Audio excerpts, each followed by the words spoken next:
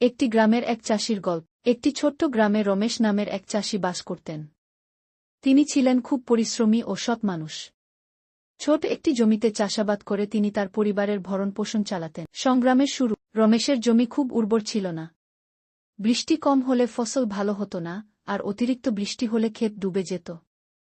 তবুও তিনি হাল ছাড়েননি। নিজের জমিতে সার, ভালো মানের বীজ ও পরিশ্রম দিয়ে তিনি ফসল ফলানোর চেষ্টা করতেন। মাঠের ফসল শুকিয়ে গেল, পুকুরন্দি শুকিয়ে ফাটল ধরল। এক কঠিন সময়। এক বছর গ্রামে প্রচণ্ড খরা দেখা দিল। রমেশের ঘরে খাবার সংকট দেখা দিল।